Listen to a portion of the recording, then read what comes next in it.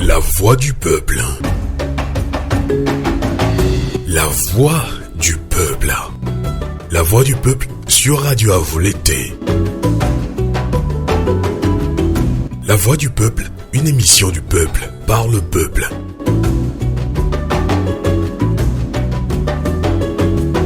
Le peuple s'exprime à travers des interviews, analyses et débats sur l'actualité politique et le développement du Togo. La voix du peuple, une émission réalisée et présentée par Sylvain Amos et ses collaborateurs dans la diaspora et dans plusieurs villes du Togo. La voix du peuple.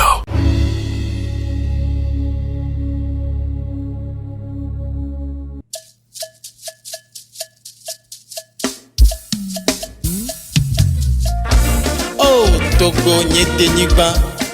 Et yo fouple ameno fefe. Me gafo o.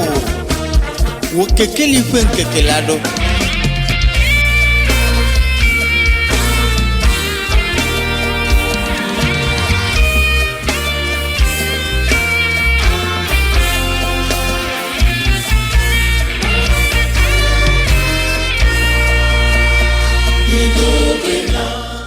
Bonsoir à toutes et à tous, merci d'être connectés sur le 3xW radioavouleté.com et canalk.ch. Bienvenue dans cette édition spéciale à Bleu-Horizon, 27 avril 2022, 62 ans d'indépendance.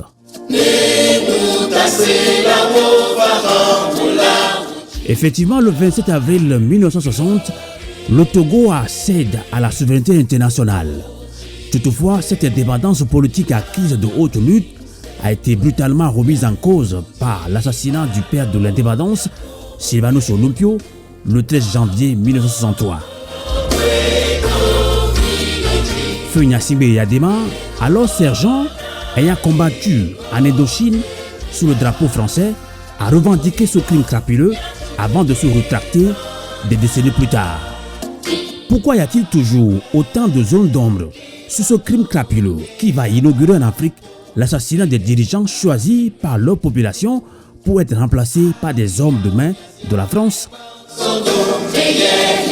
Débat citoyen sur Radio Canal K sur Radio Avou l'été.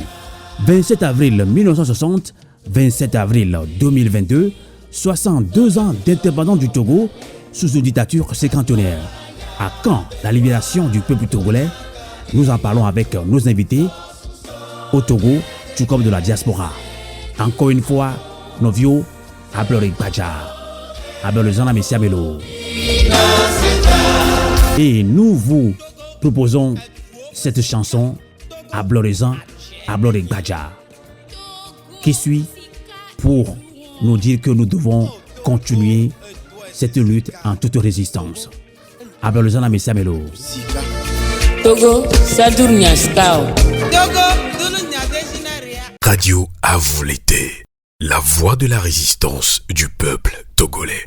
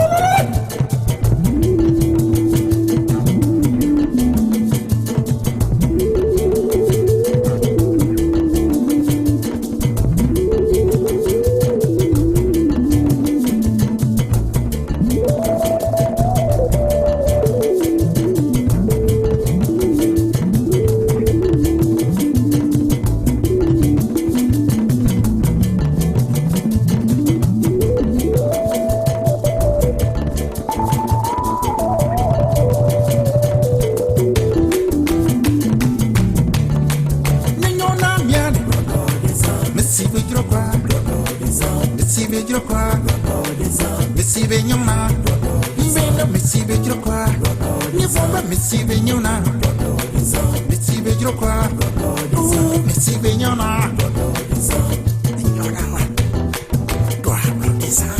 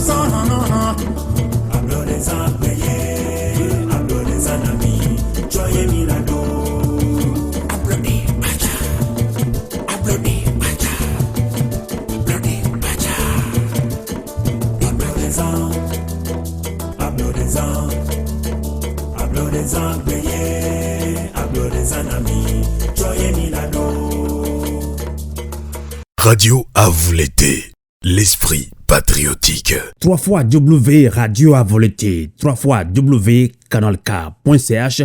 Le débat citoyen est annoncé justement après cette chanson de Ablodé Azan Ablodé Badja de Master Drum. Et nous souhaitons encore une fois une bonne fête d'indépendance à toutes et à tous les canoteurs sur le 3 fois W canalk.ch. Le débat citoyen est lancé 27 avril 1960, 27 avril 2022, 62 ans d'indépendance du Togo sous une dictature cinquantenaire. À quand la lutte de libération du peuple togolais? Et nous accueillons en ligne d'abord depuis Lomé au Togo, Pasteur Edo Komi. Bonsoir. Oui, bonsoir Sylvain Amos, bonsoir à tous et à toutes. Pasteur Edo Komi est président fondateur du mouvement MMLK, mouvement Pasteur Martin Luther King. Il est également premier adjoint au maire commune Golfe 2. Et nous accueillons ici même de la diaspora à Vienne, en Autriche, Dr Yveku Amaizo. Bonsoir. Bonsoir, monsieur Amos. Comment allez-vous? Je vais très bien. Ablolezana Olo. Ablolé Badja. Merci, merci. Et Dr Yveku Amaizo est coordinateur du CVU Togo Diaspora, collectif pour la vérité des urnes. Il est également un grand économiste, d'ailleurs il est brillant, ça il faut qu'on le dise, un grand panafricain. Il est également consultant international et va nous rejoindre également plus tard dans cette émission spéciale 62 ans d'indépendance du Togo, comme Pogli, qui est secrétaire général du MOLTRA, Mouvement pour la libération totale et la reconstruction de l'Afrique. Nous espérons qu'il va nous rejoindre plus tard. Et sans plus tarder, on va donner la parole d'abord, puisque ça se passe sur le terrain, au Togo justement, par sur les deux commis, pour devoir de mémoire. Nous allons quand même faire un petit résumé sur l'histoire de l'indépendance du Togo. C'est un exercice que chaque Togolais fait chaque année. Effectivement, le 27 avril 1960, le Togo accède à la souveraineté internationale. Et toutefois, cette indépendance politique acquise de haute lutte a été brutalement remise en cause par l'assassinat du père de l'indépendance du Togo, Sylvanus Olympio, et c'est justement le 13 janvier 1963.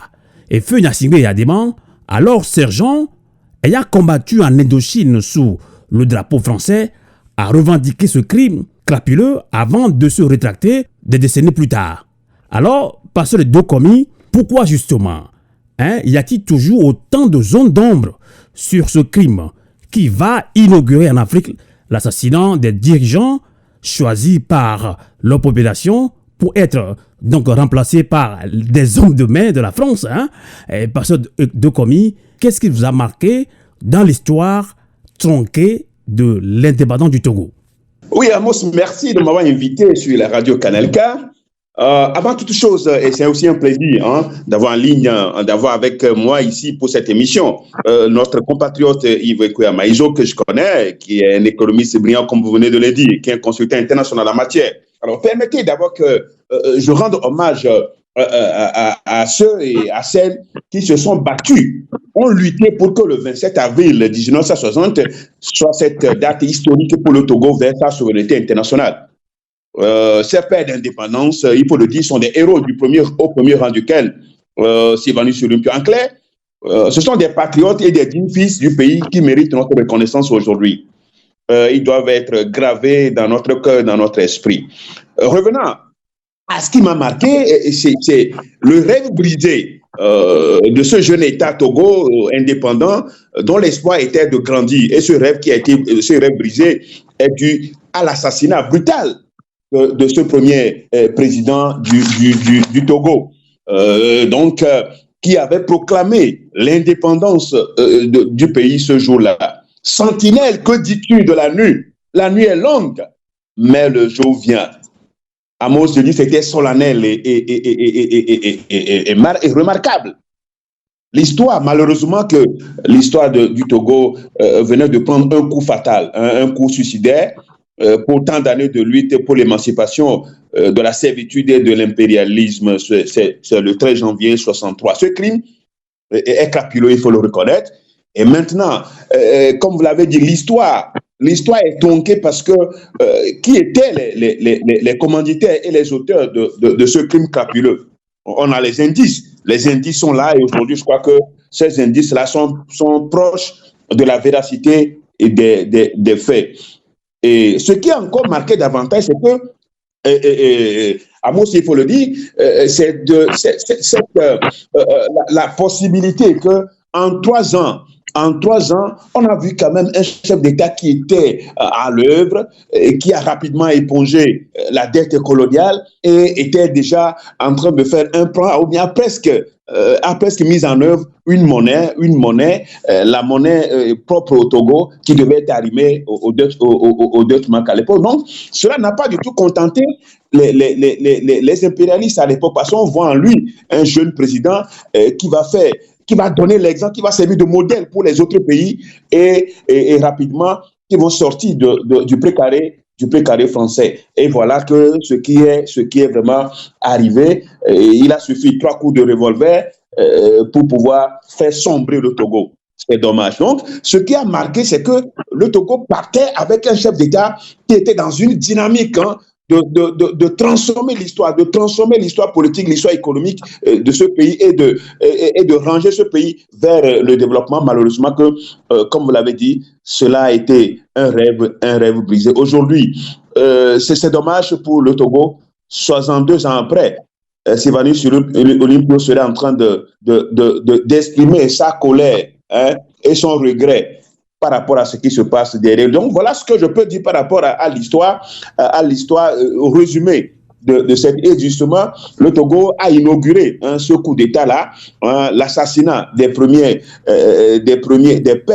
d'indépendance en Afrique, et cela va se vulgariser, cela va se poursuivre dans la plupart des pays francophones, même dans les pays anglophones. Voilà ce que je pourrais dire par rapport à cette histoire, à l'histoire d'indépendance du Togo. Merci beaucoup, Pasteur Dokomi. On va relancer également Dr Yves Ekoya Maïzo, un grand panafricain d'ailleurs, qui va également nous parler aussi de l'autonomie financière. Alors, Dr Yves Ekoya Maïzo, le référendum du 27 avril 1958 sur l'autonomie du Togo a opposé les militants du CUT, Comité pour l'unité togolaise, et ceux du PTP, Parti togolais pour le progrès. Le CUT était pour l'indépendance du Togo, alors que le PTP souhaitait rester sous la tutelle française. Alors, sous la supervision de l'ONU, Cette confrontation s'est soldée par la victoire du culte de Sylvanus Olympio. Alors, Dr Ivekoya Maïso, peut-on dire que la guerre fratricide entre les partis politiques au Togo est une vieille et mauvaise habitude? Merci beaucoup pour l'invitation, Monsieur Amos. Merci pour les invités. Bonjour à mes invités collègues. Il faut d'abord rendre hommage à tous ceux qui se sont battus pour le Togo et surtout que le Togo recouvre cette liberté partielle et sa souveraineté politique dans les années 60. Sauf que la lutte, elle continue pour une indépendance totale. Et c'est dans cette lutte que nous devons prendre conscience de votre question. Alors, il n'y a pas de vieille habitude des partis politiques dits de l'opposition au Togo pour se classer soutien ou pas soutien au fond de l'ancienne colonie. Au fond, le parti qui a choisi de rester sous la tutelle française s'appelait le Rassemblement du peuple togolais, RPT, qui est devenu le parti Union pour le rassemblement de Fort Gnassingbé et qui en fait a mis en place un système, parce qu'il ne s'agit plus simplement de gouverner, un système qui accepte la soumission et de la tutelle française. Il faut être clair là-dessus. La plupart des partis d'opposition, malgré leur guerre interne, sont des gens qui ont plutôt soutenu une forme d'indépendance vis-à-vis de l'ancienne colonie et de manière générale une forme de non-alignement. Malheureusement, ils n'ont pas pu accéder au pouvoir et donc on n'a pas pu les voir en pratique. Maintenant, la guerre entre les partis politiques dits d'opposition en 2022, aujourd'hui donc, ne peut pas se résumer à la division des années 60 pour ou contre l'indépendance. Nous sommes en 60 et on peut comprendre que la question de souveraineté politique était fondamentale. Elle a été obtenue sur le plan juridique et ce qui fait qu'aujourd'hui, c'est plutôt une souveraineté d'abord territoriale militaire et une souveraineté aussi économique et financière qui nous intéresse. Les deux ne peuvent pas être séparés, bien sûr, de l'indépendance politique. Ce qui explique d'ailleurs pourquoi les partis au pouvoir cherchent par tous les moyens à s'aligner d'abord et à avoir les bonnes grâces des anciennes puissances coloniales. Ce point étant clarifié, il faut aussi savoir que le Togo n'est pas libre. Vous connaissez vous-même les accords secrets de défense, ainsi que les accords secrets financiers. Et il y en a beaucoup d'autres que nous ne connaissons pas, notamment dans le fait de se soutenir mutuellement en cas de coup d'État. Et donc, il faut comprendre que la lutte en 2022 et les années qui vont suivre va passer, et passe d'ailleurs, par une souveraineté totale à Blodé-Gbadia. C'est ça que ça veut dire, souveraineté totale, et suppose une indépendance militaire, une indépendance financière, donc le territoire, et bien sûr de manière globale, tout simplement le fait de pouvoir décider en âme et conscience pour son peuple. Et on en est encore loin, puisque nous avons un pouvoir qui décide d'abord pour un clan, un groupe d'individus qui s'auto-soutient et qui va chercher son appui à l'extérieur du Togo et donne la priorité aux intérêts étrangers sur les intérêts togolais. Et c'est ça qui pose problème. Et le peuple togolais en souffre. Donc, les partis politiques qui n'ont pas compris ça, ceux qui veulent jouer le jeu avec le système, bien sûr, ils se sont mis du côté de ce que le système veut. Ceux qui se sont mis en opposition à ce système doivent trouver des alternatives pour pouvoir d'abord exister, fonctionner, parce que ce pays autocrate ne permet pas la liberté d'expression sur le terrain. Et au-delà, il y a des gens qui ont fait croire qu'on pouvait changer le système de l'intérieur. Vous vous rappelez d'un certain feu Premier ministre Edem Kodjo qui disait qu'on pouvait changer le système de l'intérieur. Et il a essayé. Et le résultat est un échec.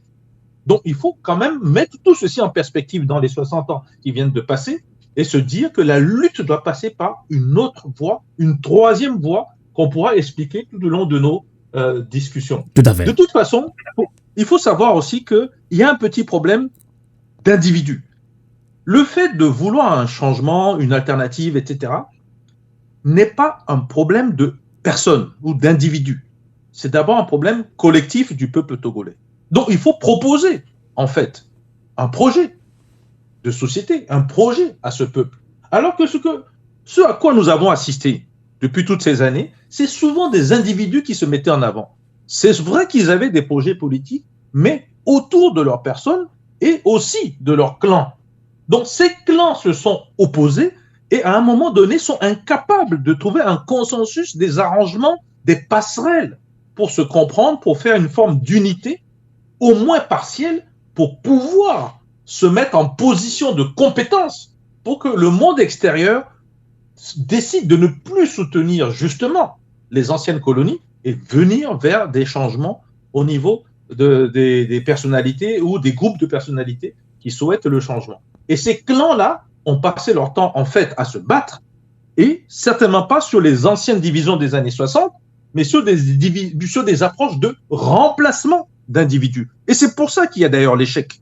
Et nous pensons, nous, dans la troisième voie, qu'il faut mettre fin à cela, trouver un moyen de venir avec un projet, une proposition qu'on soumettra justement aux populations et elles pourront bien sûr l'amender, l'améliorer, voire même le réagencer au niveau local, c'est-à-dire qu'elle peut être décentralisée. Et à ce moment-là, peut-être, nous avons un mouvement qui peut à ce moment-là, dynamique, déclencher une possibilité d'avoir des appuis extérieurs pour modifier le rapport de force actuel. D'accord. On aura l'occasion tout à l'heure de parler de cette troisième voie donc, dont vous proposez à CVU Togo Diaspora, collectif pour la vérité des unes. Et dans ce débat citoyen, 62 ans d'indépendance du Togo, vient de nous rejoindre dans ce débat panafricain ou bien dans ce débat citoyen comme la Pogli. Bonsoir. Bonsoir Sylvain Amos. Merci de nous rejoindre dans ce débat citoyen. Ablorezan, Abloregbadjana Ochanlo. Je ne peux pas répondre à cette salutation, puisqu'on n'est pas indépendant. Oui, quand même, il faut quand même être aussi positif pour continuer la résistance. Alors, je peux juste saluer la mémoire de nos ancêtres qui ont lutté pour ça. Et donc, je salue plutôt nos ancêtres qui ont lutté pour cette indépendance qui n'est pas acquise à ce jour. Tout à fait. On comprend votre réaction.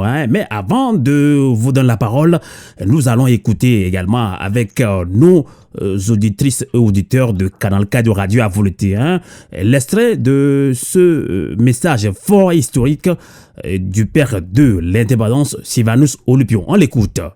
Sentinelle, que dis-tu de la nuit? La nuit est longue, mais le jour vient. Excellences, mesdames, messieurs, le grand jour tant souhaité est enfin arrivé. Notre pays, le cher Togo, qui depuis 1884 a été successivement protectorat allemand, condominium franco-britannique, territoire sous tutelle de la France, retrouve en ce jour du 27 avril 1960 sa liberté d'antan.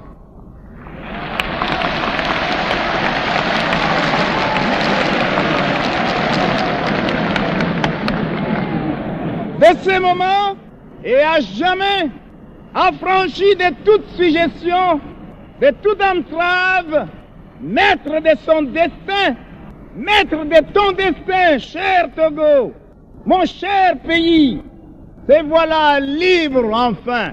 Au nom du peuple togolais, je proclame solennellement l'indépendance du Togo, notre patrie. Radio à vous l'été, la voix de la résistance du peuple togolais. Eh bien, il a dit, sentinelle, que dis-tu de la nuit? La nuit est longue, mais le jour vient.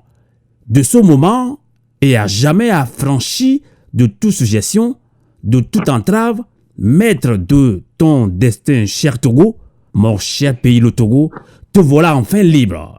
C'est justement, vous l'avez écouté tout à l'heure, comme Akpogli, ce sont ces mots forts historiques prononcés donc par le père de la nation togolaise, Sylvanus Olympio, et cela repose également le thème de notre débat citoyen, 27 avril 1960, 27 avril 2022, cela fait 62 ans d'indépendance du Togo sous une dictature sécantonnaire.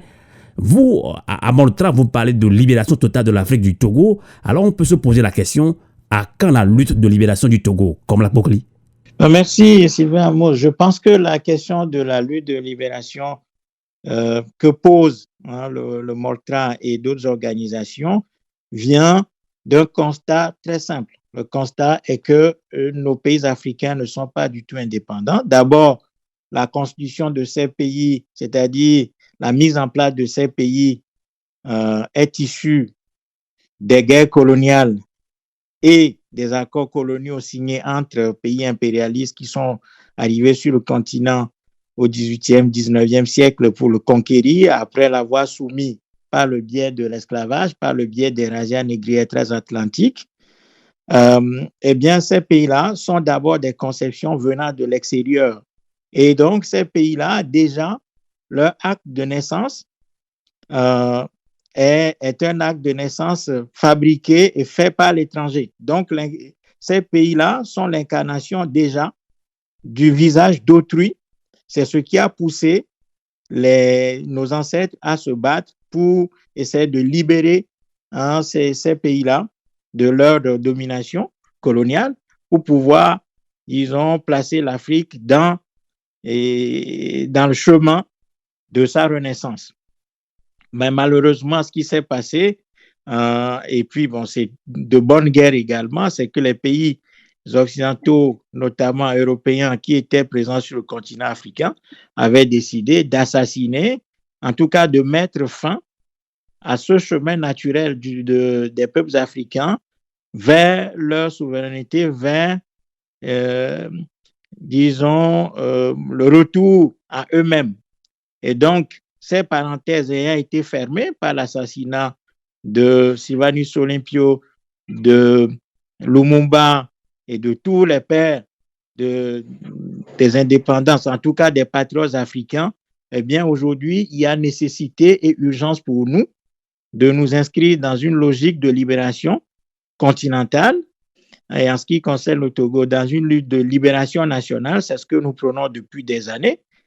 Et ceci est totalement en déphasage avec tout ce qui a été fait jusqu'à présent. C'est-à-dire qu'on veut discuter avec un régime qui est l'incarnation même de la colonisation, puisque après l'assassinat de Sylvanus Olympio, le père de l'actuel régent du Togo a pris le pouvoir, et on l'a placé, la France et ses amis l'ont placé à la tête du pays jusqu'à son décès. Et c'est la continuité qu'assure actuellement le régent Faure Gnassingbé de son père. Donc, il y a urgence que les Togolais se mobilisent absolument, sortis de l'ensemble des faux chemins qui ont été tracés. Donc, vous pensez que le peuple togolais n'est pas inscrit encore dans une lutte de libération totale?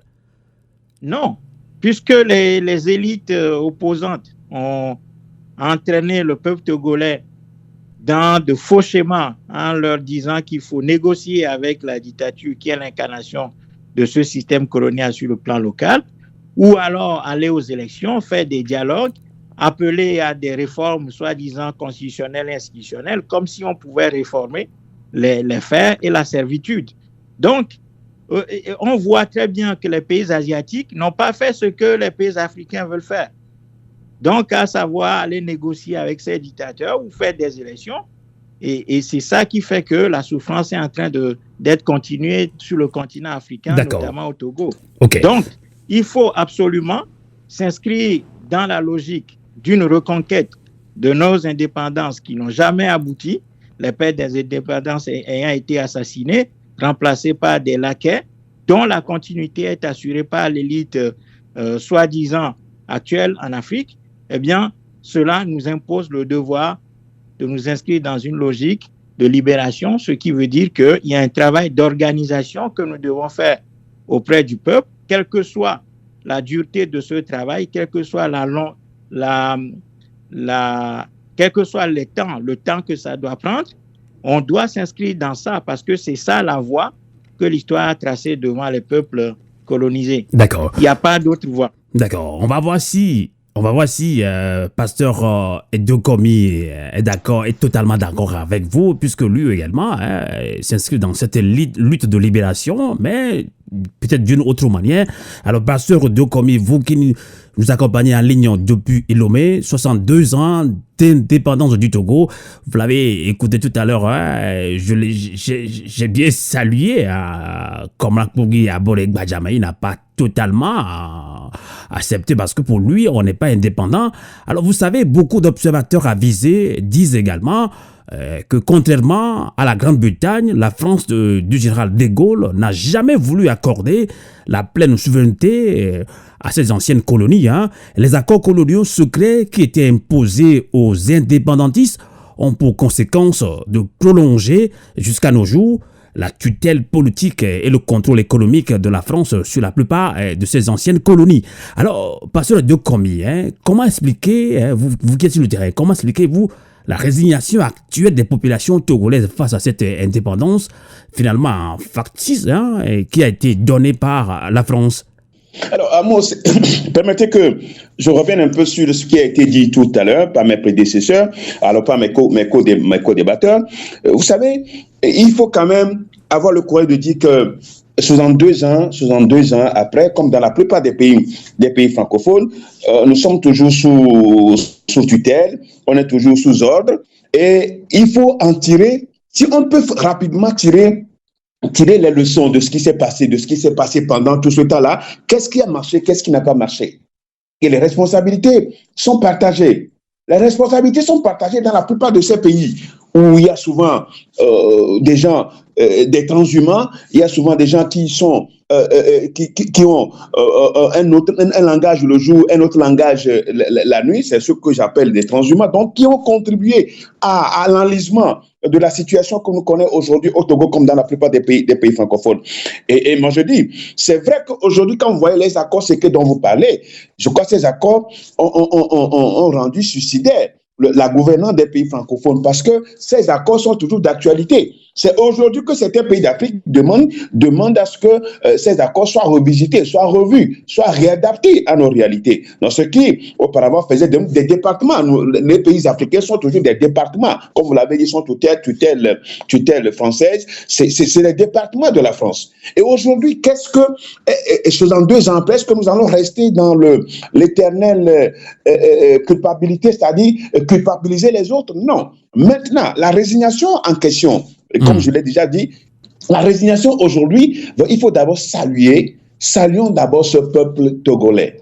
Le courage, l'héroïsme, le sacrifice de ce peuple depuis les années, pour ne pas dire, je ne veux pas remonter dans les années 60, mais je reviens dans les années 90, où, après le discours de Gaulle, tous les pays d'Afrique se sont engagés vers la démocratisation et l'état de droit. Il faut saluer le courage de ce peuple qui s'est réellement mobilisé pour la cause, pour la véritable cause, pour la liberté, pour la justice de notre pays. Ça, il ne faut pas être ingrat à exprimer notre gratitude à ce peuple. Maintenant, jusqu'à un certain passé récent. Vous vous rappelez encore le 19 août 2017, ce qui s'est passé, et on a vu encore la mobilisation de ce peuple. Donc on ne peut pas parler de la résignation de ce peuple. Ce peuple à aucun moment ne s'est résigné. Mais ceux qui doivent porter cette mobilisation en tant que des leaders, je crois que c'est à ce niveau où le problème se pose, où il y a les rivalités, il y a les rivalités, il y a les réticences, il y a aussi les clivages internes, mais qui ont étouffé dans l'œuf cette mobilisation, cette dernière mobilisation. Donc, il va falloir puisque les populations se retrouvent derrière les leaders politiques où on sait quoi dire. Naturellement, je crois que la lutte n'est pas vraiment individuelle, elle est collective, je suis d'accord, mais il faut un modèle, il faut un leader, il faut un berger qui sait conduire, voilà. Ce n'est pas toutes sortes de bergers qu'il faut avoir, un berger qui sait conduire, qui sait là où il amène ses brebis, pour pouvoir leur permettre de boire de l'eau ou bien de manger. Mais c'est de ça il s'agit. Bon, donc aujourd'hui, il est question fondamentalement, de remobiliser ce peuple qui a beaucoup donné. Aujourd'hui, pour preuve, les gens sont en prison. Depuis 2017, ils sont là. 2018, ils sont là. C'est des gens qui se sont donnés. Mais aujourd'hui, là où ils sont aujourd'hui, est-ce qu'on se souvient d'eux? Mais c'est un peu ça. Et il va falloir quand même que ces clivages-là, ces problèmes internes continuent. Le problème de leadership. Si ce n'est pas moi, ça ne doit pas être lui. Ben, nous, on était parfaitement d'accord que le Togo pouvait présenter même un chien. Vous m'excusez, hein, un chien en termes de... À vous, celui qui n'a pas une certaine autorité, mais qu'on prend pour dire, bon, écoutez, c'est vous qui êtes devant, nous, on vous soutient. Alors, il y a problème de personne. Problème de personne parce qu'on estime que c'est lui, c'est nous qui jouissons de toutes les capacités pour pouvoir aboutir à la lutte, alors que ça n'a été jamais comme ça. Ça n'a jamais été comme ça. Aujourd'hui, vous voyez encore deux camps s'opposent, qu'on le veuille ou pas. Il y a deux camps aujourd'hui qui s'opposent encore parmi ceux-là qui doivent conduire le Togo à la liberté totale, à la justice et puis à la vraie indépendance pour que le Togo soit réellement un pays digne de nom. Et dans ce cas, qu'est-ce qu'il faut faire? Il faut une troisième voie qui s'impose. Je suis parfaitement d'accord. Parce que ça dure. Ça dure la lutte. Mais c'est vrai que la lutte, c'est une affaire de longue haleine. D'accord. Mais il faut qu'on y arrive. Je pense que vous ne voulez pas nommer ces deux tendances-là, mais dans nos émissions, on parle sans langue de bois. Je pense qu'il s'agit justement de l'ANC. La DEMK n'est pas un parti politique, on parle souvent de l'ANC, de la DEMK. Alors, parlons-en. Vous avez évoqué tout à l'heure également une troisième voie qui peut quand même essayer d'apporter quand même son expertise ou bien de calmer le jeu. Et je pense que Dr Yves Ekwe-Amaïso et de CVU Togo Diaspora, et parce que comme vous allez reprendre la parole plus tard, ne vous en faites pas, Dr Yves Ekwe-Amaïso avait lâché le mot également tout à l'heure, lorsqu'il avait réagi, il parle de troisième voie également, on va quand même en parler. Alors, Dr Yves Ekwe-Amaïso, avant de parler de résignation, puisque Pasteur Edokomi ne veut pas parler de résignation, lui il est sur le terrain, et la mobilisation continue, il doit continuer d'une autre manière.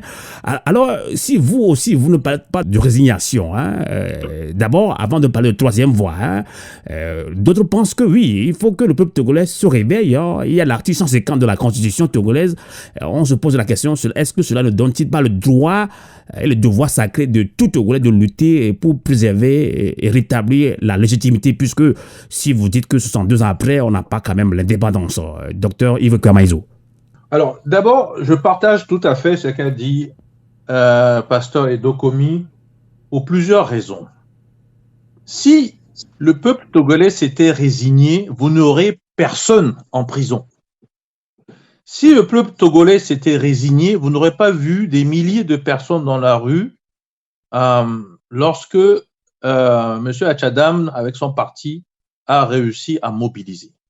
Et on peut remonter en arrière comme ça plusieurs fois. Il y a comme ça des étapes où de temps en temps, la lutte se cristallise et les populations sortent.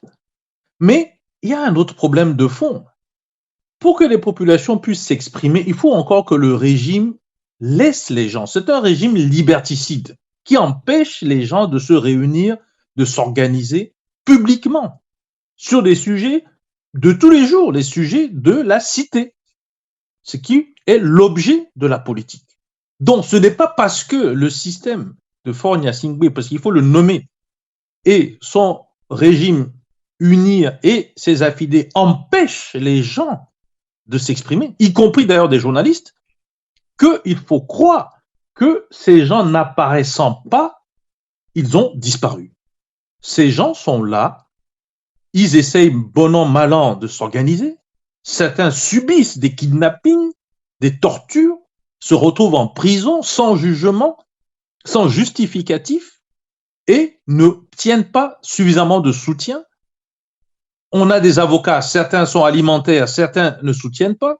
Donc, il y a tout un ensemble de systèmes qui fait qu'on a l'impression qu'il y a une forme de résignation. Donc, je soutiens Pasteur Edokomi, il n'y a pas de résignation. Il se trouve simplement que les gens sont plus cachés parce que quand vous êtes mort, vous ne pouvez pas agir. D'accord. Docteur Yves, exact, vous allez continuer. Hein. Quand on parle de résignation, on va rapidement donner la parole également à Komla Kpoglu s'il est d'accord. Est-ce que le peuple togolais est résigné ou pas?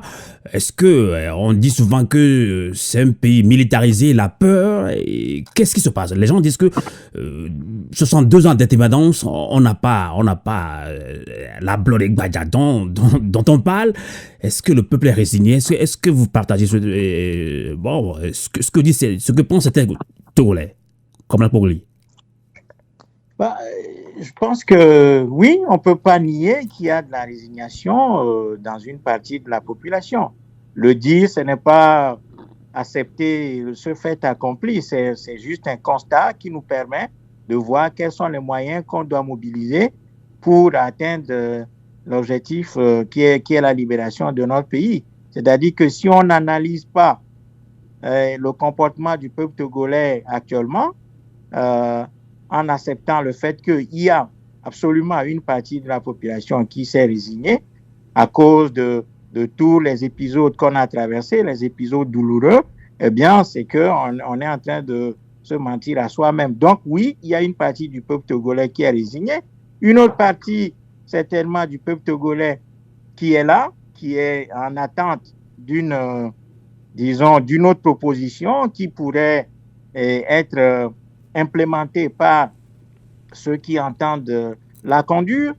Et puis, il y a une autre partie de la population qui, bien évidemment, a complètement démissionné et qui même a rejoint le camp d'en face en allant manger avec lui sous prétexte que l'opposition, ou en tout cas les oppositions institutionnelles, n'étaient pas en mesure de leur apporter quelque solution que ce soit. C'est ainsi qu'on a connu des gens avec qui on a démarré cette lutte qui sont aujourd'hui en train de d'émarger dans les allées du RPT, qui mangent avec lui, qui viennent régulièrement en mission en Europe pour défendre le régime. Donc tout ça existe. Mais cela ne veut pas dire que le peuple togolais n'est pas en mesure de reprendre son flambeau qui est en train qui est éteint pour le moment, parce que ça fait plusieurs années qu'on a entraîné ce peuple sur de faux chemins, lesquels chemins ont fini par égarer notre peuple et on finit par atteindre son moral, parce que quand vous galvaudez des occasions, quand vous amenez le peuple dans la rue pour soi-disant faire tomber le régime, et puis qu'en fin de compte, il y a des discours soi-disant dialogue, alors qu'il y a des morts, il y a des réprimés, il y a des réfugiés, des gens fuient le pays, des gens ont faim.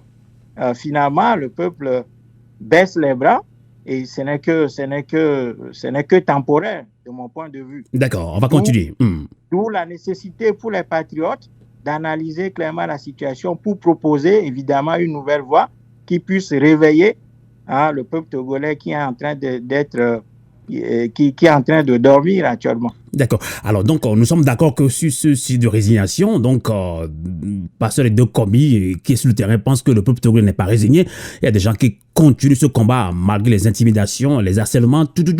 Et Dr Yves Amazo pense également, oui, que bon, il n'y a pas tellement de résignation, mais Pogli l'a dit, il y a une partie du peuple qui est résigné. Alors, Dr Yves Amazo, résignation, pourquoi? Selon Pogli, il y a des guerres de leadership, il y a pas un leader qui essaie de s'inscrire dans la vraie libération totale du peuple togolais. Alors vous avez proposé au CVU Togo Diaspora une troisième voie lorsqu'il y a eu cette division, il faut quand même le dire, après cette élection de février 2020, deux tendances, DMK et ANC, les insultes par là, des dénigrements par-ci. Alors vous avez proposé une troisième voie. Est-ce qu'on peut revenir sur ça? Expliquez-nous comment vous voulez proposer cette troisième voie, Dr Yves Amazo? Je peux bien sûr vous expliquer. Il faut d'abord prendre conscience que nous ne sommes pas un parti politique, nous sommes des citoyens. En plus, à l'extérieur du Togo. Et nous avons pris conscience que se lever tous les matins, prendre un peu d'argent, soutenir un tel ou un tel, depuis 60 ans, n'a pas donné les objectifs de libération du peuple togolais. Parce qu'il ne faut pas confondre la libération du Togo et celui du peuple togolais. L'un ne va pas sans l'autre, bien sûr, mais c'est le peuple togolais qui nous intéresse. Et dès lors que nous voyons que les intérêts de ce peuple togolais ne sont pas pris en compte ou mal pris en compte, nous nous distinguons de ce qui se dit, que ce soit bien sûr les gens au pouvoir comme ceux qui sont de l'opposition. Quand vous avez ça en tête, vous vous posez la question, comment fait-on pour que ce peuple se retrouve autour d'un projet? La question est aussi simple que ça. Et nous avons compris que l'erreur passée, et c'est que les gens se retrouvaient autour d'individus. Ces individus avaient des groupes, des clans. Ils pouvaient faire des coalitions ici, ils les défaisaient le lendemain, ils les remettaient en place. Et à force, on a fini par croire qu'il n'y a que eux dans le jeu, qui était une autre erreur. Donc, nous sommes des gens de l'innovation. Nous avons pensé, alors, écoutez, c'est vrai que nous sommes à l'extérieur, nous ne sommes pas sur le terrain, et pourtant, la plupart des grands changements dans le monde, y compris en Chine, sont venus de la diaspora.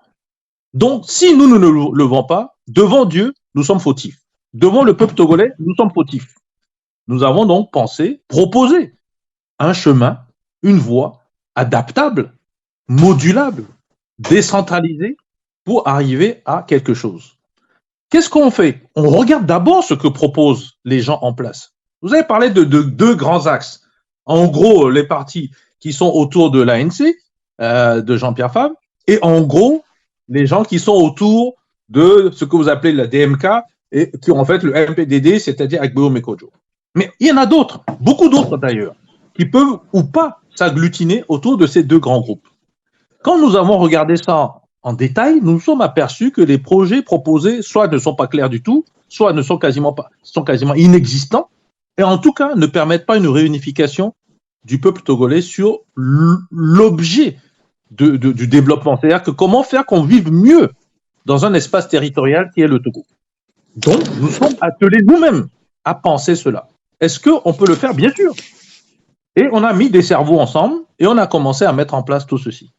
On est tombé sur autre chose. Est-ce que du jour au lendemain, le Togo est démocratique? Non. Donc, nous sommes obligés aussi de passer par une période que nous appelons, nous, de mutation et non pas de transition.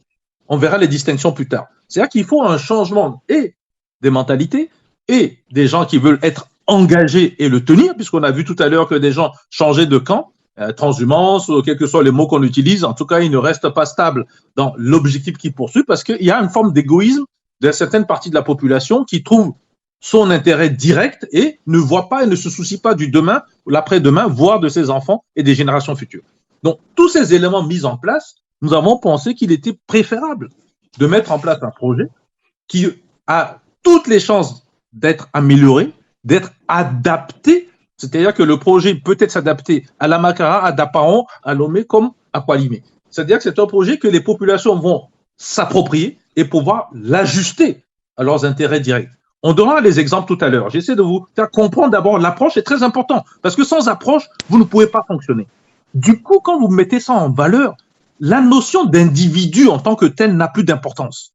Ce qui est important, c'est que est-ce que dans ce que nous proposons comme projet, ça correspond, ça va avec l'identité de ce peuple togolais. Identité multiple, puisque nous venons un peu de partout, du nord au sud, de l'est en ouest. Et si nous arrivons à trouver un tronc commun, c'est très important, un tronc commun, alors nous avons trouvé les bases pour rechercher et l'unité et la paix. C'est très important. Ça ne veut pas dire qu'il n'y aura pas vérité, qu'il n'y aura pas justice. Hein. Attention, on veut d'abord trouver une forme d'unité, un creuset qui permet de se retrouver. Ça ne veut pas dire qu'il n'y a pas de débat. Donc, la troisième voie que vous proposez, est-ce qu'il n'y a pas de médiation? Vous ne parlez pas de médiation entre ces deux grandes tendances-là? Attendez, pour le moment, il faut d'abord qu'on sache ce que nous voulons. D'accord. Les deux autres grandes voies dont vous parlez, ils existent. Et on ne les a pas entendus venir chercher à organiser les autres. Alors, pour cela, nous voulons d'abord être clairs, nous, par rapport au peuple togolais. C'est pour ça que tous nos communiqués sont adressés au peuple togolais. Donc, quand nous sommes clairs et nous sommes en train d'élaborer tout ceci, nous le ferons public, nous le mettrons à disposition. Et toutes les ouvertures sont possibles. Et que vous parlez de médiation, nous ne parlons pas de médiation, nous parlons d'adhésion. C'est-à-dire qu'il faut que des gens se lèvent en disant « ça, je le veux » ou « ça, je ne le veux pas ». C'est d'abord comme ça que ça fonctionne. Maintenant, si je le veux, mais je veux des adaptations, c'est ouvert. Si je ne le veux pas ou je pose des conditions pour pouvoir le vouloir, ça se discute. Mais de là à dire que nous le déposons pour que quelqu'un d'autre vienne le prendre et ne sache pas quoi en faire ou le fasse disparaître, il n'en est pas question. C'est quelque chose qui va dépasser les petites disputes d'individus, de loin. Et ce n'est pas possible qu'un peuple qui est derrière 60 ans derrière pour ce qui est de l'indépendance, et bien plus, parce qu'on remonte avant la colonisation et avant l'arrivée de l'esclavagisme, etc., ce peuple a toujours existé.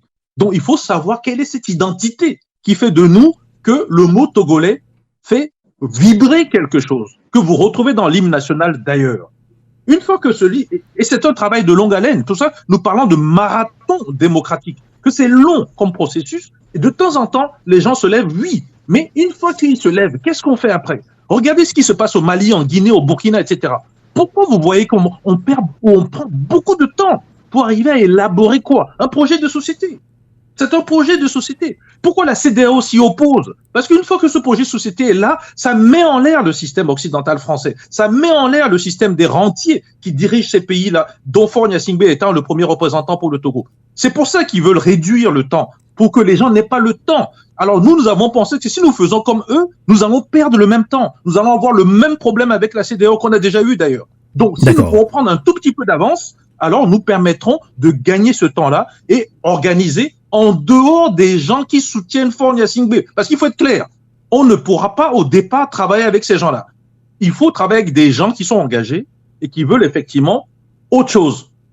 Nous, on l'a appelé troisième voie. Si quelqu'un veut mettre un autre nom, nous sommes ouverts. Tout ce que nous pensons, c'est qu'il faut trouver d'abord ce qui fait l'identité de ce peuple, quelque part, autant politique, autant économique, social. Et à partir de ce moment-là, on se dit, on a un minimum de base. Et d'ailleurs, les gens vont s'agréger. Les gens vont s'y retrouver. S'ils ne s'y retrouvent pas, ils le mettront à la poubelle. Et c'est tout à fait normal, d'ailleurs. On ne va obliger personne. C'est un mouvement volontaire. Vous ne voulez pas, vous ne le faites pas. Mais vous subissez ce que vous fait le régime en place. C'est très important. En tout cas, je vois que vous avez eu suffisamment du temps à expliquer cette troisième voie dont vous proposez au CVU Togo Diaspora. Ça se passe au Togo, justement, vous l'avez dit, mais ça concerne également la diaspora. C'est pourquoi vous êtes mis aussi au travail pour proposer cette troisième voie-là. Mais on va voir si ça convainc Pastor Edokomi qui est sur le terrain. Vous avez écouté attentivement Dr Yves Ekwe-Amezo par rapport à cette troisième voie qu'il propose, bien que CVU Togo Diaspora propose après les élections de février 2020 qui a tant divisé les Togolais. Alors, est-ce que ça vous convainc, Pastor Edokomi? Vous l'avez suivi, il a bien expliqué cette troisième voie. Je l'ai bien suivi, mais je voudrais faire une nuance. Quand on dit le peuple togolais est en train de dormir, je crois que ce n'est pas seulement ceux qui sont au Togo. Ceux qui sont sur place ici au Togo, ceux qui sont dans le rectangle de 56 000 km², les Togolais de la diaspora, les Togolais d'un peu partout. Alors, je crois qu'ils sont tous concernés par cette lutte et il faut saluer leur appui sans cesse à cette lutte depuis des années. Donc, je crois que c'est comme ça, il faut prendre la chose et cela nous permet d'orienter le débat. Alors, quand nous parlons de troisième voie, ce n'est pas une exclusion des deux camps qui existent déjà. Ce n'est pas une exclusion. Bon, je suis d'accord que ça ne soit pas une médiation, mais écoutez, ça soit une adhésion à ce qui va être proposé pour permettre un ratissage, pour permettre de ratisser l'arche autour d'un certain idéal. Mais cela me rappelle le professeur Inevi qui disait... Mais justement, si l'un des deux camps pense que vous voulez les exclure de la scène politique en proposant la troisième voie. On ne peut pas exclure. Alors, je crois que si un des camps estime qu'on va l'exclure, je crois que ce serait une mauvaise appréciation. On ne peut pas exclure. On n'est plus dans la dynamique d'exclure. On est dans la dynamique d'inclusion. D'inclusion avec les esprits engagés pour la cause nationale. Alors, c'est ce qui est important. Et je disais que cela me rappelle la déclaration du professeur Inevi, démocratie d'abord, multipartisme ensuite. Alors, si on s'était organisé pour la démocratie réellement, et qu'on n'a pas pensé créer des partis par-ci, des partis par-là, des micro-partis, et finalement, qui puissent être exploités par ceux qui étaient au pouvoir, ben, on allait avancer. Et c'est ça le collectif. C'est ça l'esprit de collectif par rapport à l'individu ou le parti politique. Vous savez, ceux qui créent des partis politiques un peu partout en Afrique sont des pères fondateurs. Enfin, il faut des pères fondateurs. et qui tiennent jusqu'à ce qu'ils meurent, et puis ces partis disparaissent. La preuve est là, vous en savez, on en sait, tout Togolais en sait quelque chose. Bon, donc moi, ce qui va être prépondérant dans cette redynamisation de la lutte pour reconquérir, pour la démocratie et l'état de droit, pour l'état de droit, justement, je pense que c'est de pouvoir dynamiter. Il faut dynamiter aujourd'hui les cerveaux, les disques. Il faut recadrer les choses, fomenter les disques pour que l'adhésion soit faite autour d'un seul idéal, pas autour d'un individu. Parce que les individus, finalement, finissent par faire prévaloir leur ego. Et nous en savons aussi comment ça finit avec l'ego. Je ne veux pointer, indexer personne, mais nous savons tous où est-ce que cela nous a amené, cela nous a conduit pendant tout ce temps où il y avait la mobilisation populaire du peuple togolais, justement. Bon, donc, la question aujourd'hui, ça doit être... Cette question aujourd'hui doit être la préoccupation de tous les Togolais. De tous les Togolais vers une dynamique.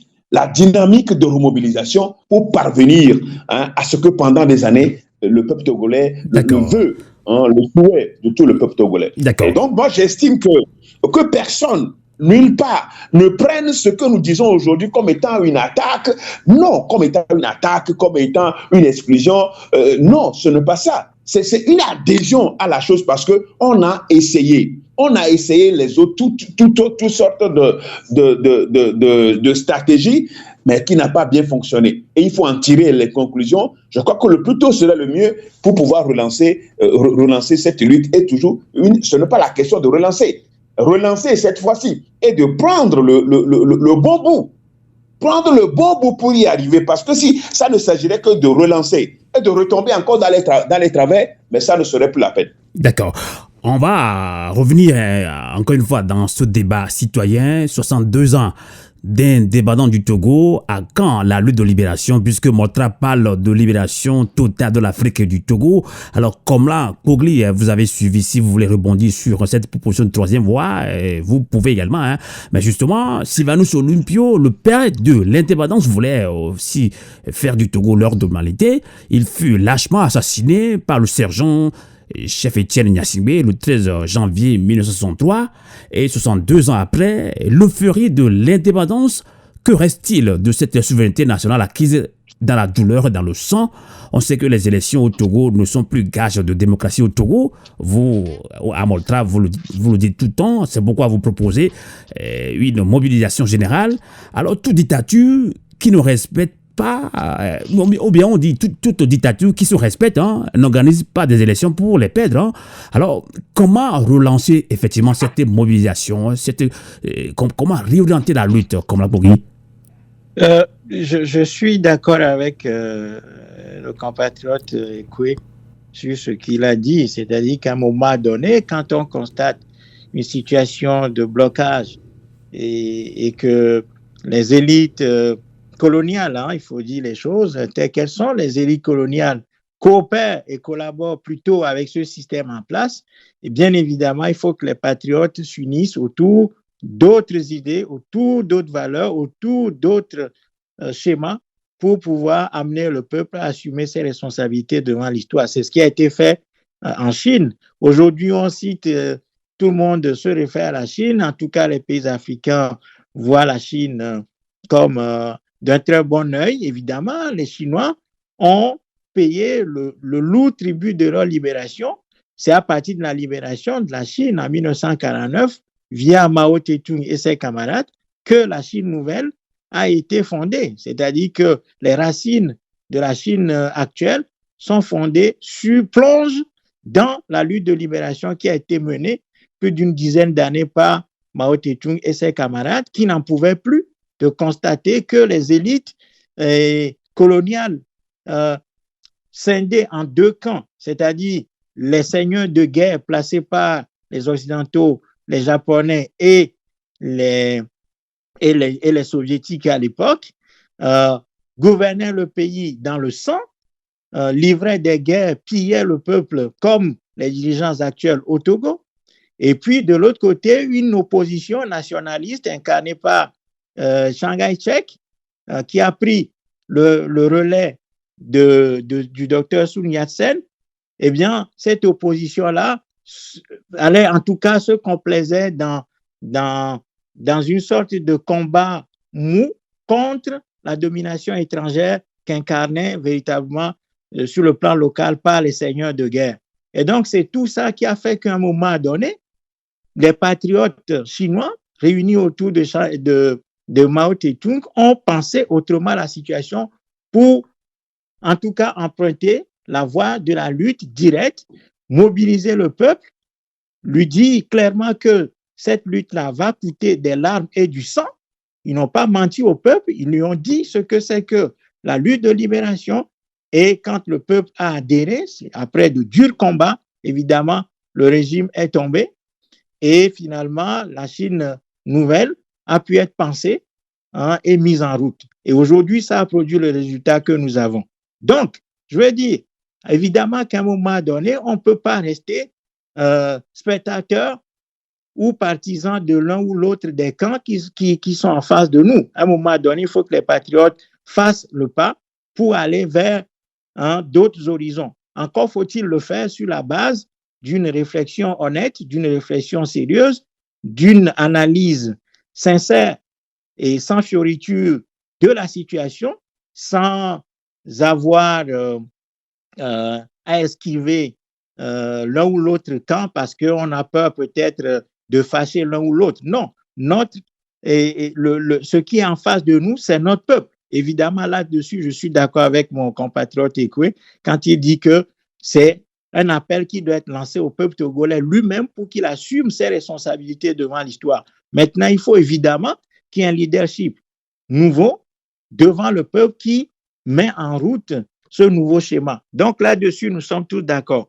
Maintenant, la question, c'est de savoir si cet exercice-là, avec qui nous voulons le faire. Est-ce que nous avons des gens qui ont suffisamment l'analyse historique de la situation de notre pays, et puis est-ce que des gens sont suffisamment outillés pour savoir ce que c'est qu'une lutte de libération? Si on n'en a pas, eh bien, il faudra aller chercher ces gens-là, les former, les outiller pour qu'ils comprennent véritablement ce qu'on va mettre en route maintenant pour faire évoluer la situation dans notre pays. Mais d'une manière générale, nous pouvons dire qu'aujourd'hui, nous sommes obligés de constater que les indépendances de nos pays, de nos enclos coloniaux, n'ont pas abouti parce que sur tous les plans, sur le plan politique, nous sommes restés gros gens comme devant, nous sommes bloqués. La démocratie telle que les pays africains voulaient la mettre en œuvre, elle n'aboutit pas parce qu'en réalité, on nous a fait prolonger le système colonial maintenant en faisant du peuple l'un des éléments qui anime ce jeu politique par le biais des élections truquées. En réalité, il n'y a pas d'élection, puisque même les fiches électorales, on n'arrive même pas à compter le peuple. Ça, c'est vrai. On veut faire des élections. Donc, ça, c'est... Donc, sur le plan démocratique, sur le plan des libertés politiques, il n'y a rien. On l'a dit tout à l'heure, le Togo a plein de prisonniers politiques dans les geôles. Les Faure Gnassingbé a incarné beaucoup de gens, dont les compatriotes Jean-Paul Omoulou, les leaders, il y a des leaders de partis politiques qui sont encore en prison. La peur s'est installée dans le pays. Tout le monde a peur. Sur le plan économique, ce pays est dans le giron du franc CFA. On est dans une économie mondialisée, globalisée, où les pays africains ont un rôle précis qui est de produire les matières premières et servir de marché. Je vous comprends. Comme la je voudrais proposer quelque chose. Hein. Vous allez terminer.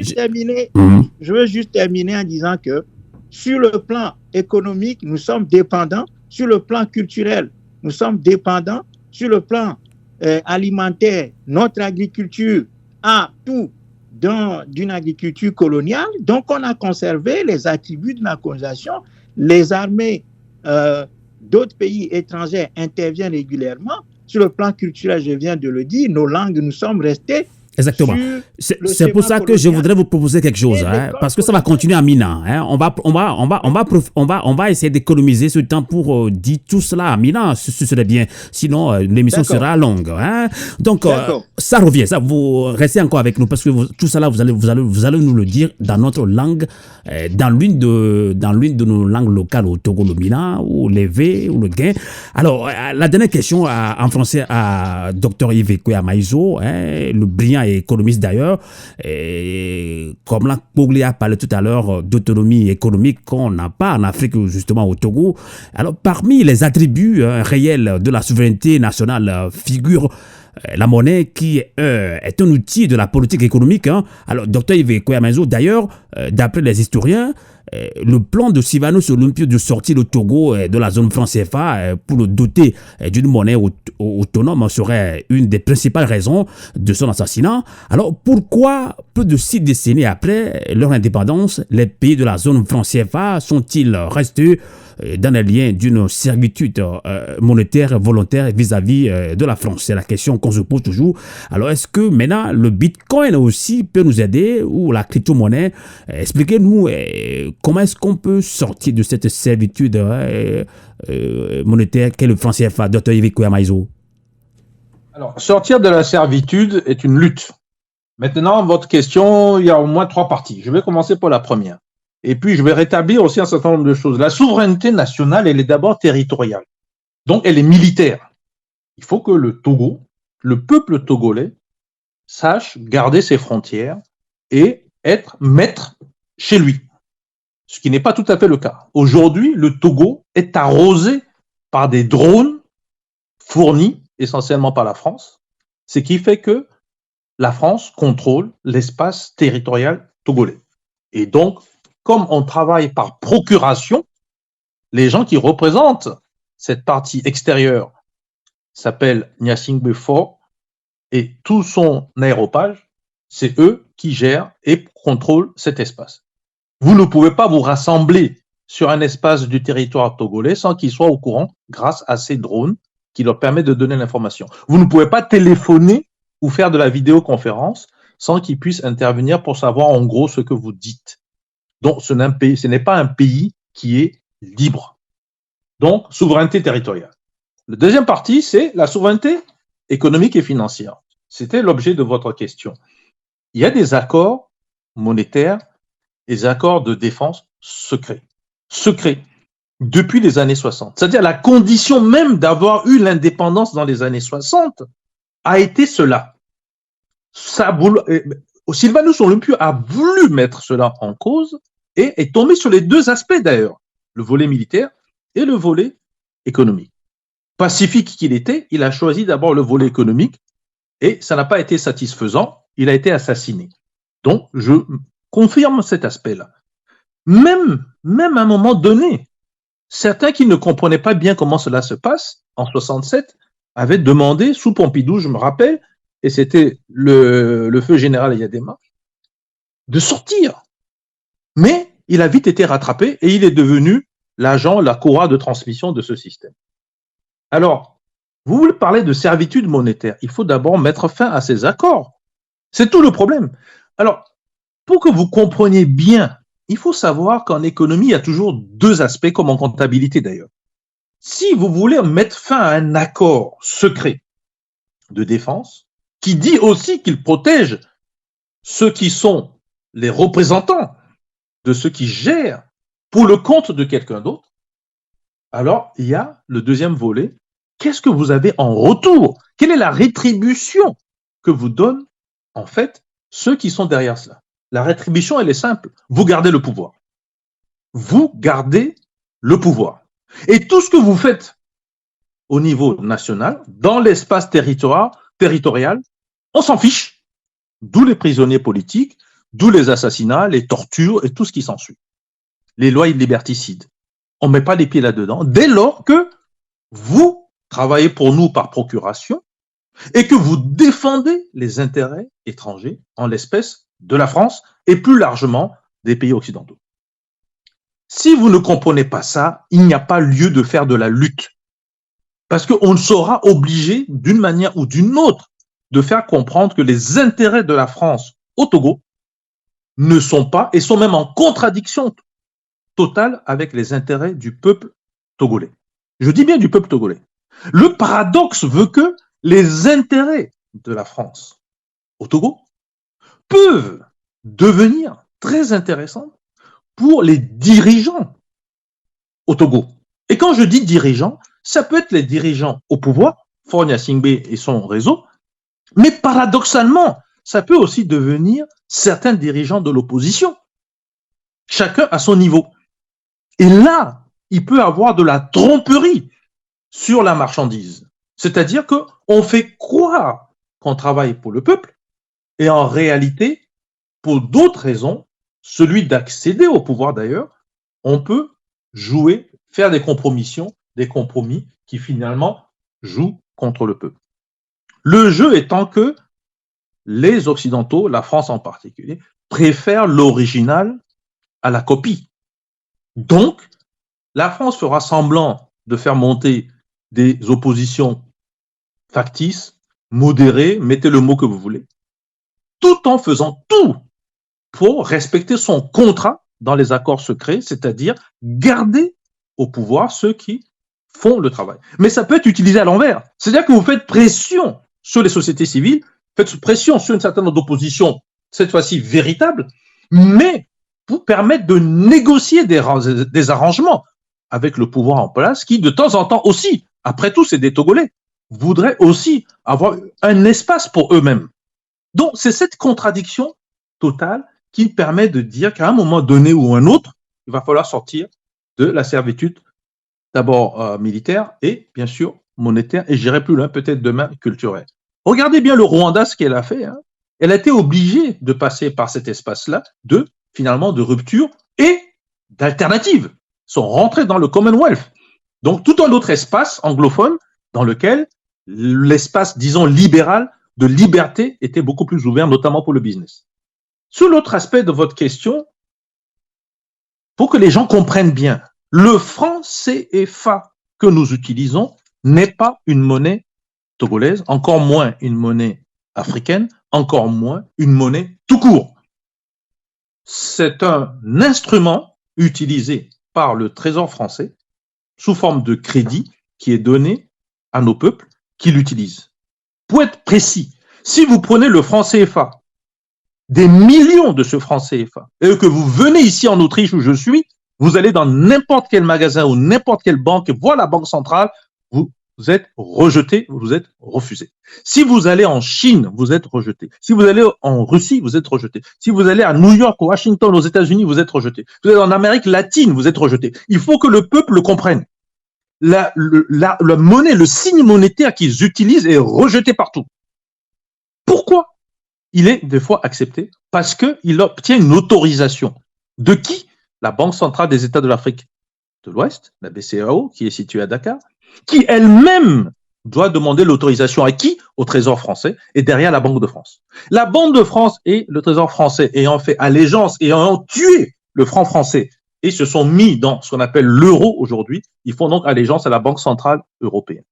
Sauf que la Banque centrale européenne a laissé une forme de déconcentration du pouvoir à la France et donc la France siège de manière régulière, toujours dans le conseil d'administration de la zone franc. Autrement dit, quand vous prenez les millions de francs CFA, que vous venez dans un pays étranger, on vous le rejette. Vous devez demander l'autorisation à la France. Si la France dit oui, vous êtes converti dans une devise, rouble, yuan, dollar, et vous pouvez continuer vos achats, vos commerces, ce que vous voulez faire. S'ils disent non, vous ne pouvez pas fonctionner. C'est ce qui est en train de se passer pour le Mali, c'est ce qui est en train de se passer pour beaucoup de pays, c'est ce qui se passe pour beaucoup des entrepreneurs, et c'est ça qui permet de comprendre pourquoi il faut retrouver cette souveraineté. Maintenant, sur le Bitcoin, c'est tout un autre débat. Là, vous rentrez dans les monnaies qu'on appelle aujourd'hui des monnaies qui passent par un système Internet. Il faut d'abord comprendre, tout simplement, ce n'est pas une alternative, c'est un complément. J'insiste dessus. Il s'agit d'un système créé par un groupe de gens dans leur coin, des grands intellectuels, qui ont mis en place un système qui n'a plus besoin de passer par un contrôle des banques centrales ou des institutions financières et des États. Comment Comment se fait le contrôle? Ça se fait par les gens eux-mêmes. C'est ça la différence. C'est un contrôle, c'est un autocontrôle si vous voulez. 2, c'est assez technique, donc ce n'est pas n'importe qui peut avoir accès. Il vous faut une infrastructure de l'Internet en place. Sachez qu'au Togo, à peine 20 ou 25% des gens ont accès à l'Internet, et encore je suis généreux, les 3/4 des gens dans les zones rurales n'ont pas accès, donc déjà tous ces gens sont éliminés. Et enfin, ça ne permet pas en tant que tel d'être stable. Vous avez vu la volatilité du cours. Pourquoi? Parce que en fait, l'argent, la monnaie, ce qu'on appelle la monnaie, a besoin de ce qu'on appelle le pouvoir libératoire. Si vous ne lui faites pas confiance, il n'a aucune valeur. Et donc, si les gens qui lui font confiance, les plus puissants, mettent l'argent là-dedans, ça peut fonctionner. Maintenant, c'est à double tranchant. Vous savez qu'au Togo, c'est le pays même où on autorise les sorties d'argent sans contrôle. C'est le pays même où il y a l'évasion fiscale. C'est le pays qui se dit zone franche, qui a élargi à l'ensemble du territoire, que vous ne savez pas en fait ce qui vient, ce qui sort de ce territoire sur le plan monétaire. Donc, c'est l'État même qui est illégal, anticonstitutionnel, qui fait usage justement de ces éléments de la crypto-monnaie.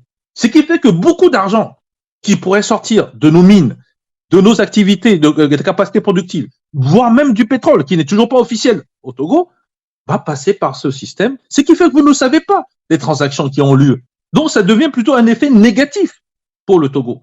Alors que les populations veuillent bien l'utiliser, on verra plus tard si un État un peu plus sérieux qui défend les intérêts du peuple togolais veut y aller. Pour votre information, sachez que après le Salvador, la Centrafrique, il y a quelques jours, officiellement et approuvé par le Parlement centrafricain, vient d'autoriser le Bitcoin, la crypto-monnaie, dans ces transactions. Ça veut dire qu'ils ont compris qu'ils pouvaient maintenant acheter, vendre, épargner, investir sans passer par la décision française d'autoriser le change du franc CFA dans une autre devise. On se demande pourquoi le Togo n'a pas fait ça depuis longtemps. On se pose aussi la question pourquoi le Togo est aussi un des premiers utilisateurs du Bitcoin. Donc vous comprenez bien qu'il y a le pour, il y a le contre. Et je vous inviterai plutôt à faire une émission spécifique. Tout à fait, on va revenir. Parce que c'est beaucoup plus complexe, parce que derrière, vous devez aussi avoir de l'énergie. Exactement. Et vous devez pouvoir soutenir vos ordinateurs, et ça coûte beaucoup d'argent. Et si c'est tenu par quelqu'un d'autre, notamment des multinationales et des lobbies étrangers, ça veut dire que toutes vos données, toutes vos informations financières, bancaires, etc., sont détenues par quelqu'un d'autre et qui peut donc l'utiliser souvent. Merci, Dr Yves Amaïzo. Comme vous l'avez dit, nous allons organiser une émission spéciale, mais quand même merci de nous avoir quand même résumé un petit peu l'utilisation du Bitcoin qui peut aussi aider les pays africains, notamment les pays francophones, à sortir de la servitude monétaire qu'est le franc CFA.